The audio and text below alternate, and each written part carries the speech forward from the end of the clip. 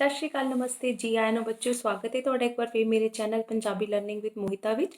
ਅੱਜ ਦੀ ਲੜੀ ਵਿੱਚ ਅਸੀਂ 12th ਕਲਾਸ ਦਾ ਇੱਕ ਨਿਬੰਧ ਹੈ ਸਾਡੇ ਲੋਕ ਗੀਤ, ਜਿਹੜਾ ਕਿ ਪ੍ਰਿੰਸੀਪਲ ਤੇਜਾ ਸਿੰਘ ਦਾ ਲਿਖਿਆ ਹੋਇਆ ਹੈ, ਉਸ ਦਾ ਅਧਿਐਨ ਕਰਾਂਗੇ। ਸੋ ਪਹਿਲਾਂ ਤਾਂ ਇਹ ਬੱਚਿਓ ਪਤਾ ਹੋਣਾ ਚਾਹੀਦਾ ਕਿ ਲੋਕ ਗੀਤ ਕੀ ਹੁੰਦੇ ਹਨ। ਗੀਤ ਤਾਂ ਤੁਹਾਨੂੰ ਪਤਾ ਹੈ ਗਾਣੇ ਹੋ ਗਏ। ਲੋਕ ਜਿਹੜੇ ਕਿ ਲੋਕਾਂ ਦੁਆਰਾ, ਸਮੂਹ ਦੁਆਰਾ, ਕਿਸੇ ਇੱਕ ਇਕੱਲਾ ਇਨਸਾਨ ਨਹੀਂ ਬਣਾਉਂਦਾ, ਜਿਹੜੇ ਸਮੂਹ ਬੈਠ ਕੇ, ਜਿਹੜਾ ਗਰੁੱਪ 'ਚ ਬੈਠ ਕੇ ਲੋਕ ਗੀਤ ਜਿਹੜੇ ਕਿ ਬਣਾਏ ਜਾਂਦੇ ਹਨ, ਲੋਕਾਂ ਵਾਸਤੇ ਬਣਾਏ ਜਾਂਦੇ ਹਨ, ਲੋਕਾਂ ਦੁਆਰਾ ਬਣਾਏ ਜਾਂਦੇ ਹਨ, ਲੋਕਾਂ ਲਈ ਬਣਾਏ ਜਾਂਦੇ ਹਨ। ਲੋਕ ਗੀਤ ਸਾਰਿਆਂ ਵਾਸਤੇ ਹੁੰਦੇ ਨੇ, ਸਾਰੇ ਮਿਲ ਕੇ ਬਣਾਉਂਦੇ ਹਨ ਔਰ ਇਸ ਨੂੰ ਸਾਰੇ ਮਿਲ ਕੇ ਗਾਉਂਦੇ ਹਨ। ਪਰ ਅੱਜ ਦੇ ਸਮੇਂ ਵਿੱਚ ਜਿਹੜੇ ਲੋਕ ਗੀਤ ਨੇ ਉਹ ਜਿਹੜੇ ਕਿ ਖਤਮ ਹੁੰਦੇ ਜਾ ਰਹੇ ਹਨ, ਮਿਲਦੇ ਹੀ ਨਹੀਂ। ਸੋ ਇਹ ਕਿਉਂ ਹੋ ਰਿਹਾ ਹੈ ਕਿ ਲੋਕ ਗੀਤ ਖਤਮ ਕਿਉਂ ਹੁੰਦੇ ਜਾ ਰਹੇ ਹਨ? ਲੋਕ ਗੀਤਾਂ ਦੀ ਸਾਡੇ ਜ਼ਿੰਦਗੀ 'ਚ ਵੈਲਿਊ ਜਾਂ ਇੰਪੋਰਟੈਂਸ ਜਾਂ ਮਹੱਤਵ ਕੀ ਹੈ, ਉਹ ਇਸ ਅਸੀਂ ਚੈਪਟਰ ਵਿੱਚ ਪੜ੍ਹਾਂਗੇ। ਸੋ ਕਹਿੰਦੇ ਕਿ ਜਿਹੜੇ ਲੋਕ ਗੀਤ ਨੇ ਉਹ ਵੈਦਿਕ ਕਾਲ ਤੋਂ ਬਣਦੇ ਆ ਰਹੇ ਹਨ। ਬਹੁਤ ਪੁਰਾਣੇ ਜ਼ਮਾਨੇ ਤੋਂ ਲੋਕ ਗੀਤ ਜਿਹੜੇ ਕਿ ਬਣਦੇ ਆ ਰਹੇ ਹਨ। ਪਹਿਲਾਂ ਦੇ ਜ਼ਮਾਨੇ 'ਚ ਕੋਈ ਲੋਕ ਗੀਤ ਲਿਖੇ ਨਹੀਂ ਜਾਂਦੇ ਸੀ ਕਿ ਕਾਗਜ਼ 'ਤੇ ਜਾਂ ਕਾਪੀ 'ਤੇ ਨੋਟ ਕਰ ਲਏ। ਜਿਸ ਤਰ੍ਹਾਂ ਇੱਕ ਮਾਂ ਨੇ ਆਪਣੀ ਅੱਗੇ ਧੀ ਨੂੰ ਲੋਕ ਗੀਤ ਸਿਖਾਏ, ਫਿਰ ਉਸਨੇ ਅੱਗੇ ਸੁਣਾਏ। ਇੱਕ ਪੀੜ੍ਹੀ ਤੋਂ ਦੂਸਰੀ ਪੀੜ੍ਹੀ, ਦੂਸਰੀ ਤੀਸਰੀ, ਉਹ ਲੋਕ ਗੀਤ ਅੱਗੇ ਅੱਗੇ ਚੱਲਦੇ ਜਾ ਰਹੇ ਸਨ।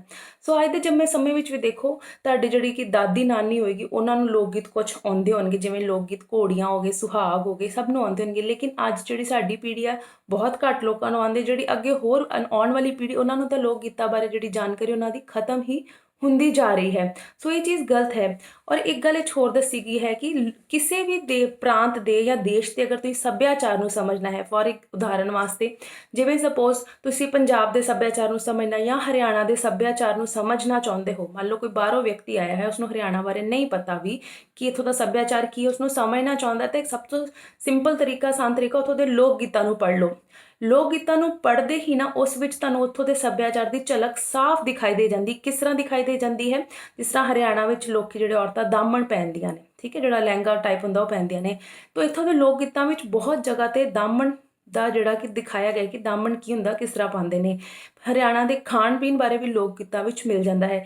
ਉਸੇ ਤਰ੍ਹਾਂ ਪੰਜਾਬ ਦੇ ਲੋਕ ਗੀਤ ਵੇਖੋ ਤਾਂ ਪੰਜਾਬ ਦੇ ਲੋਕ ਗੀਤਾਂ ਵਿੱਚ ਵੀ ਉੱਥੋਂ ਦੇ ਸੱਭਿਆਚਾਰ ਦੀ ਸਾਫ਼ ਝਲਕ ਮਿਲਦੀ ਹੈ ਕਿ ਉੱਥੇ ਮਕਈ ਦੀ ਰੋਟੀ, ਸਰੋਂ ਦਾ ਸਾਗ ਖਾਂਦੇ ਨੇ, ਸਲਵਾਰ ਸੂਟ ਜਿਹੜੀ ਔਰਤਾਂ ਪਾਉਂਦੀਆਂ ਨੇ, ਜਿਹੜੇ ਆਦਮੀ ਨੇ ਗਲੇ 'ਚ ਕੈਂਠਾ ਪਾਉਂਦੇ ਨੇ, ਜਾਂ ਔਰਤਾਂ ਪਰਾਂਦਾ ਪਾਉਂਦੀਆਂ ਨੇ। ਸੋ ਇਸ ਤਰ੍ਹਾਂ ਦੇ ਬਹੁਤ ਲੋਕ ਗੀਤ ਨੇ ਜਿੱਥੋਂ ਉੱਥੋਂ ਦੇ ਸੱਭਿਆਚਾਰ ਬਾਰੇ ਪਤਾ ਚੱਲਦਾ। ਫਿਰ ਜਿਹੜੇ ਕਿ ਵਿਆਹਾਂ ਉੱਤੇ ਲੋਕ ਗੀਤ ਬਣੇ ਹੋਏ ਹਨ, ਕਿਵੇਂ ਕਿ ਜਿਹੜੇ ਨਾਨਕੇ ਦਾਗਦੇ ਇੱਕ ਦੂਸਰੇ ਨੂੰ ਸਿੱਠਣੀਆਂ, ਉਲਾਣੇ ਦਿੰਦੇ ਹਨ, ਉੱਥੋਂ ਦੇ ਸੱਭਿਆਚਾਰ ਦੀ ਸਾਰੀ ਜਿਹੜੀ ਸਾਫ਼ ਝਲਕ ਸਾਨੂੰ ਮਿਲਦੀ ਹੈ। ਤਾਂ ਕਿਸੇ ਵੀ ਪ੍ਰਾਂਤ ਦੇ ਅਗਰ ਸੱਭਿਆਚਾਰ ਨੂੰ ਸਮਝਣਾ ਤਾਂ ਉੱਥੋਂ ਦੇ ਲੋਕ ਗੀਤਾਂ ਨੂੰ ਪੜ੍ਹੋ, ਤਾਂ ਉੱਥੋਂ ਦੇ ਸੱਭਿਆਚਾਰ ਬਾਰੇ ਅਸੀਂ ਕਾਫੀ ਕੁਝ ਜਿਹੜਾ ਕਿ ਜਾਣ ਸਕਦੇ ਹਾਂ। ਦੂਸਰੀ ਗੱਲ ਜਿਹੜੀ ਇਹ ਦੱਸੀ ਗਈ ਇੰਪੋਰਟੈਂਸ ਇਹਦੇ 'ਚ ਕਿ ਜਿਹੜੇ ਲੋਕ ਗੀਤ ਨੇ, ਚਾਹੇ ਅਲੱਗ-ਅਲੱਗ ਪ੍ਰਾਂਤ ਜਿਵੇਂ ਪੰਜਾਬ, ਹਰਿਆਣਾ, ਰਾਜਸਥਾਨ, ਮੱਧ ਪ੍ਰਦੇਸ਼ ਹੈ, ਲੋਕ ਗੀਤ ਜਿਹੜੇ ਨੇ ਸਭ ਦੇ ਇੱਕੋ ਜਿਹੇ ਹੁੰਦੇ ਹਨ। ਚਾਹੇ ਭਾਸ਼ਾ ਜਿਹੜੀ ਕਿ ਅਲੱਗ-ਅਲੱਗ ਹੋ ਜਾਏਗੀ, ਭਾਸ਼ਾ ਵੱਖਰੀ ਹੋਏਗੀ, ਲੇਕਿਨ ਉਹਨਾਂ ਦੇ ਜਿਹੜੇ ਅਹਿਸਾਸ ਨੇ, ਭਾਵ ਨੇ, ਉਹ ਸਭ ਸੇਮ ਹੀ ਹੁੰਦੇ ਹਨ। ਉਦਾਹਰਨ ਲਈ, ਜਿਵੇਂ ਕਿਸੇ ਦੇ ਲੜਕੀ ਦੀ ਸ਼ਾਦੀ ਹੁੰਦੀ ਹੈ, ਵਿਦਾਈ ਹੁੰਦੀ ਹੈ, ਤਾਂ ਚਾਹੇ ਉਹ ਪੰਜਾਬ ਦੀ ਲੜਕੀ ਦੀ ਵਿਦਾਈ ਹੋ ਰਹੀ, ਚਾਹੇ ਹਰਿਆਣੇ ਦੀ, ਚਾਹੇ ਮਹਾਰਾਸ਼ਟਰ ਦੀ, ਕੋਈ ਇਹ ਤਾਂ ਨਹੀਂ ਹੋਏਗਾ ਕਿ ਵਿਦਾਈ ਸਮੇਂ ਕੋਈ ਨੱਚਣ ਗਾਉਣ ਵਾਲੇ ਗਾਣੇ ਗਾ ਰਿਹਾ ਹੈ ਜਾਂ ਹਾਸੇ ਵਾਲੇ ਗਾਣੇ ਗਾ ਰਿਹਾ ਹੈ। ਸਾਰੇ ਬੇਟੀ ਨੂੰ ਵਿਦਾ ਕਰਨ ਵਾਲੇ ਆਸ਼ੀਰਵਾਦ ਦਿੰਦੇ ਹੋਏ ਜਾਂ ਰੋਣ ਵਾਲਾ ਜਿਹੜਾ ਕਿ ਗੀਤ ਹੋਏਗਾ ਉਹੀ ਗਾਇਆ ਜਾਏਗਾ। ਭਾਸ਼ਾ ਅਲੱਗ-ਅਲੱਗ ਹੋ ਜਾਏਗੀ, ਲੇਕਿਨ ਅਹਿਸਾਸ ਔਰ ਭਾਵ ਜਿਹੜੇ ਇੱਕੋ ਜਿਹੇ ਹੀ ਰਹਿਣਗੇ। ਫਿਰ ਮੰਨ ਲਓ ਕਿਸੇ ਦੇ ਘਰ ਕੋਈ ਵਿਆਹ ਹੈ ਜਾਂ ਕੋਈ ਮਰਨ ਹੋ ਜਾਂਦੀ, ਮੌਤ ਹੋ ਜਾਂਦੀ, ਤਾਂ ਹਰ ਪ੍ਰਾਂਤ ਵਿੱਚ ਮੌਤ ਤੇ ਸ਼ੋਕ ਵਾਲਾ ਗੀਤ ਹੀ ਗਾਇਆ ਜਾਏਗਾ, ਨਾ ਕਿ ਖੁਸ਼ੀ ਵਾਲਾ। ਸਿਰਫ ਭਾਸ਼ਾ ਦਾ ਫਰਕ ਜਿਹੜਾ ਕਿ ਆ ਜਾਏਗਾ। ਸੋ ਲੋਕ ਗੀਤ ਕਹਿੰਦੇ ਕਿ ਜਿਹੜਾ ਭਾਰਤ, ਇੱਥੇ ਬਹੁਤ ਸਾਰੇ ਪ੍ਰਾਂਤ ਨੇ, ਬਹੁਤ ਸਾਰੀਆਂ ਭਾਸ਼ਾਵਾਂ ਬੋਲੀਆਂ ਜਾਂਦੀਆਂ ਨੇ, ਲੇਕਿਨ ਲੋਕ ਗੀਤਾਂ ਦਾ ਜਿਹੜਾ ਮੇਨ ਅਹਿਸਾਸ ਹੈ, ਭਾਵ ਹੈ, ਉਹ ਸਭ ਇੱਕੋ ਜਿਹਾ ਹੀ, ਸੇਮ ਹੀ ਹੁੰਦਾ ਹੈ। ਸੋ ਬਹੁਤ ਜ਼ਰੂਰਤ ਹੈ ਸਾਨੂੰ ਆਪਣੇ ਲੋਕ ਗੀਤਾਂ ਨੂੰ ਅਸੀਂ ਸਾਂਭ ਕੇ ਰੱਖੀਏ। ਜਿਹੜੇ ਦੁਰਲੱਭ ਹੁੰਦੇ ਜਾ ਰਹੇ ਇਹਨਾਂ ਨੂੰ ਅਸੀਂ ਸਾਂਭ ਕੇ ਰੱਖੀਏ। ਦੁਰਲੱਭ ਹੋਣ ਦਾ ਤੀਸਰਾ ਪੁਆਇੰਟ, ਪਹਿਲਾ ਪੁਆਇੰਟ ਅਸੀਂ ਪੜ੍ਹਿਆ ਸੀ ਕਿ ਲੋਕ ਗੀਤਾਂ ਦੀ ਇੰਪੋਰਟੈਂਸ ਕੀ ਹੈ, ਕਿ ਅਸੀਂ ਕਿਸੇ ਵੀ ਸੱਭਿਆਚਾਰ ਨੂੰ ਸਮਝਣਾ ਤਾਂ ਉੱਥੋਂ ਦੇ ਲੋਕ ਗੀਤਾਂ ਨੂੰ ਪੜ੍ਹਾਂਗੇ। ਦੂਸਰਾ, ਲੋਕ ਗੀਤ ਕਿਹੋ ਜਿਹੇ ਹੁੰਦੇ ਹਨ ਹਰ ਪ੍ਰਾਂਤ ਦੇ, ਉਹ ਵੀ ਅਸੀਂ ਪੜ੍ਹ ਲਏ ਕਿ ਭਾਸ਼ਾ ਅਲੱਗ-ਅਲੱਗ ਹੈ ਲੇਕਿਨ ਭਾਵ ਸੇਮ ਹੁੰਦਾ ਹੈ। ਤੀਸਰਾ ਕਿ ਲੋਕ ਗੀਤ ਦੁਰਲੱਭ, ਖਤਮ ਕਿਉਂ ਹੁੰਦੇ ਜਾ ਰਹੇ ਹਨ? ਪਹਿਲਾ ਕਾਰਨ ਇਹਦੇ ਵਾਸਤੇ ਇਹ ਹੈ ਕਿ ਅੱਜ ਕੱਲ੍ਹ ਜਿਹੜੇ ਕਿ ਫਿਲਮੀ ਗਾਣੇ ਹਨ ਉਹ ਜ਼ਿਆਦਾ ਚੱਲ ਪਏ ਹਨ। ਦੂਸਰਾ, ਲੋਕੀ ਹੁਣ ਇਹਨਾਂ ਵੱਲ, ਫਿਲਮੀ ਗਾਣਿਆਂ ਵੱਲ ਰੁਝਾਨ ਵੱਧ ਗਿਆ। ਲੋਕ ਗੀਤ ਕੋਈ ਇਹਨਾਂ ਦੀ ਸਿਰਜਣਾ ਹੀ ਨਹੀਂ ਕਰ ਰਿਹਾ, ਲਿਖ ਹੀ ਨਹੀਂ ਰਹੇ, ਨਾ ਲੋਕ ਗੀਤਾਂ ਉੱਤੇ ਕੋਈ ਕਿਤਾਬ ਜਿਹੜੀ ਕਿ ਸਾਨੂੰ ਮਿਲਦੀ ਹੈ। ਤੀਸਰਾ, ਜਿਹੜਾ ਕਿ ਬੱਚੇ ਸਕੂਲ 'ਚ ਪੜ੍ਹਦੇ ਨੇ, ਉਹਨਾਂ ਦੇ ਸਿਲੇਬਸ ਵਿੱਚ ਜਿਹੜਾ ਆਪਣਾ ਭਾਰਤੀ ਜਾਂ ਪੰਜਾਬੀ ਸੱਭਿਆਚਾਰ ਹੈ ਉਸ ਬਾਰੇ ਬਹੁਤ ਘੱਟ ਲਿਖਿਆ ਜਾਂਦਾ। ਇੱਥੋਂ ਦੇ ਜਿਹੜੇ ਕਿ ਕਹਾਣੀਕਾਰ ਹੈ ਉਹਨਾਂ ਦੀ ਕਹਾਣੀਆਂ ਜਾਂ ਉਹਨਾਂ ਬਾਰੇ ਘੱਟ ਦੱਸਿਆ ਜਾਂਦਾ, ਜਦਕਿ ਵਿਦੇਸ਼ੀ ਜਿਹੜਾ ਸੱਭਿਆਚਾਰ ਹੈ ਉਹਦੇ ਬਾਰੇ ਕਹਾਣੀਆਂ, ਉਹਨਾਂ ਉੱਤੇ ਜਿਹੜੀ ਕਵਿਤਾਵਾਂ ਜ਼ਿਆਦਾ ਸਿਲੇਬਸ ਵਿੱਚ ਜਿਹੜੀਆਂ ਕਿ ਕੀਤੀਆਂ ਜਾਂਦੀਆਂ ਹਨ, ਜੋ ਕਿ ਗਲਤ ਹੈ।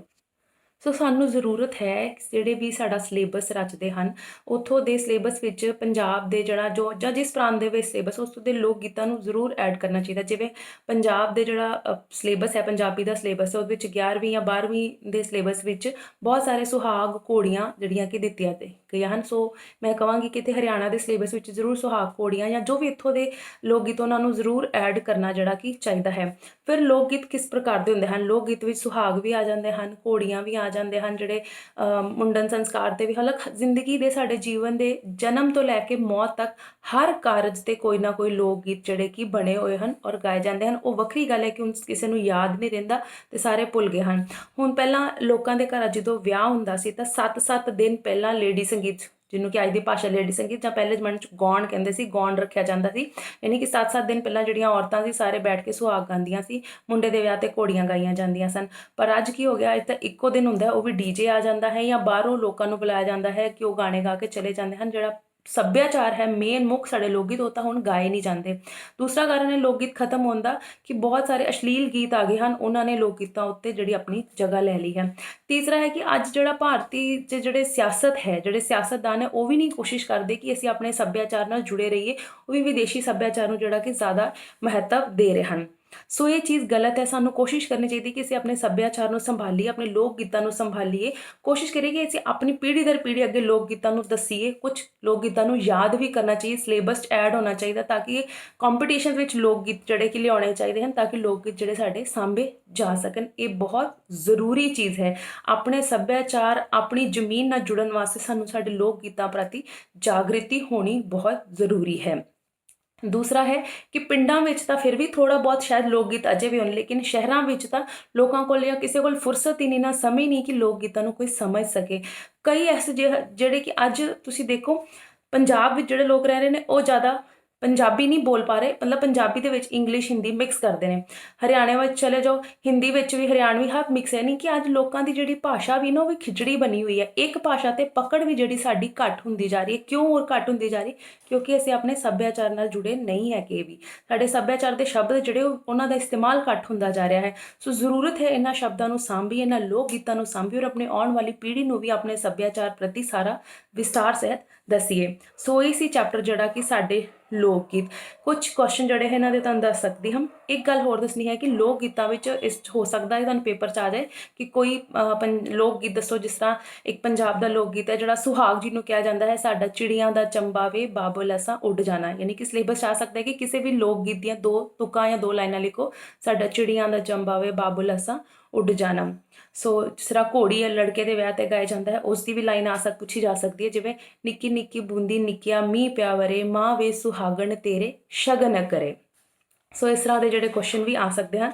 ਸੋ ਪਹਿਲਾ ਕੁਐਸਚਨ ਹੈ ਕਿ ਲੋਕ ਗੀਤਾਂ ਦੀ ਜਿਹੜੀ ਸਿਰਜਣਾ ਕਦੋਂ ਤੋਂ ਹੋ ਰਹੀ ਹੈ? ਵੈਦਿਕ ਕਾਲ ਤੋਂ, ਯਾਨੀ ਕਿ ਬਹੁਤ ਪਹਿਲੇ ਤੋਂ ਹੋ ਰਹੀ ਹੈ। ਲੋਕ ਗੀਤ ਨਿਬੰਧ ਕਿਸ ਦਾ ਲਿਖਿਆ ਹੋਇਆ ਹੈ? ਪ੍ਰਿੰਸੀਪਲ ਤੇਜਾ ਸਿੰਘ ਦਾ। ਫਿਰ ਹੈ ਕਿ ਲੋਕ ਗੀਤ ਜਿਹੜਾ ਨਿਬੰਧ ਲਿਖਿਆ ਤੁਹਾਡੀ ਕਿਤਾਬ ਵਿੱਚ ਹੈ, ਕਿਹੜੀ ਭਾਸ਼ਾ ਵਿੱਚ ਲਿਖਿਆ ਗਿਆ ਹੈ? ਕੇਂਦਰੀ ਪੰਜਾਬੀ, ਯਾਨੀ ਕਿ ਮਾਝੀ ਪੰਜਾਬੀ ਵਿੱਚ ਲਿਖਿਆ ਗਿਆ ਹੈ। ਲੋਕ ਗੀਤ ਦੁਰਲਭ ਹੋਣ ਦੇ ਕੀ ਕਾਰਨ ਹੈ? ਕਿਉਂ ਖਤਮ ਹੁੰਦੇ ਜਾਣ? ਕਿਉਂਕਿ ਲੋਕ ਗੀਤਾਂ ਦੀ ਸਿਰਜਣਾ ਹੋਰ ਨਹੀਂ ਹੋ ਰਹੀ, ਨਾ ਹੀ ਇਹਨਾਂ ਨੂੰ ਕੋਈ ਸੰਭਾਲ ਰਿਹਾ, ਨਾ ਹੀ ਪੀੜ੍ਹੀ ਦਰ ਪੀੜ੍ਹੀ ਅੱਗੇ ਜਾ ਰਹੇ ਹਨ। ਫਿਰ ਇਹ ਲੋਕ ਗੀਤਾਂ ਦੇ ਭੰਡਾਰ ਨੂੰ ਸੰਭਾਲਣ ਦੀ ਜ਼ਰੂਰਤ ਕਿਉਂ ਹੈ? ਇਸ ਲਈ ਜ਼ਰੂਰਤ ਹੈ ਤਾਂ ਜੋ ਅਸੀਂ ਆਪਣੀ ਸੱਭਿਅਤਾ ਨਾਲ, ਆਪਣੇ ਸੱਭਿਆਚਾਰ ਨਾਲ ਜੁੜੇ ਰਹੀਏ ਤੇ ਆਉਣ ਵਾਲੀ ਪੀੜ੍ਹੀ ਨੂੰ ਵੀ ਆਪਣੇ ਸੱਭਿਆਚਾਰ ਬਾਰੇ ਸਾਰਾ ਕੁਝ ਦੱਸ ਸਕੀਏ। ਫਿਰ ਹੈ ਲੋਕ ਗੀਤ ਕਦੋਂ ਤੋਂ ਬਣਦੇ ਆ ਰਹੇ ਹਨ? ਵੈਦਿਕ ਜ਼ਮਾਨੇ ਤੋਂ। ਲੋਕ ਗੀਤਾਂ ਦੀ ਬੇਕਦਰੀ ਦਾ ਮੁੱਖ ਕਾਰਨ ਕੀ ਹੈ? ਪੱਛਮੀ ਸੱਭਿਆਚਾਰ ਦਾ ਪ੍ਰਭਾਵ। ਪੱਛਮੀ ਸੱਭਿਆਚਾਰ ਇੰਨਾ ਆ ਗਿਆ ਕਿ ਅਸੀਂ ਆਪਣੇ ਲੋਕ ਗੀਤਾਂ ਨੂੰ, ਆਪਣੇ ਹੀ ਸੱਭਿਆਚਾਰ ਨੂੰ ਜਿਹੜਾ ਕਿ ਅਸੀਂ ਭੁੱਲਦੇ ਜਾ ਰਹੇ ਹਨ। ਸੋ ਇਹ ਸੀ ਚੈਪਟਰ ਜਿਹੜਾ ਕਿ ਲੋਕ ਗੀਤ। ਉਮੀਦ ਕਰ ਰਹੀ ਹਾਂ ਸਮਝ ਆ ਗਈ ਹੋਏਗੀ, ਪਰ ਫਿਰ ਵੀ ਜੇ ਕੋਈ ਚੀਜ਼ ਰਹਿ ਜੇ ਨਹੀਂ ਸਮਝ ਆਈ ਕਮੈਂਟ ਬਾਕਸ ਵਿੱਚ ਲਿਖ ਦਿਓ, ਜਾਂ ਕੋਈ ਹੋਰ ਚੈਪਟਰ ਸਮਝਣਾ ਚਾਹੁੰਦੇ ਹੋ ਕਮੈਂਟ ਬਾਕਸ ਲਿਖ ਦਿਓ, ਉਸ ਨੂੰ ਕਰਵਾਉਣ ਦੀ ਪੂਰੀ ਤੋਂ ਪੂਰੀ ਕੋਸ਼ਿਸ਼ ਕਰਾਂਗੀ। ਧੰਨਵਾਦ।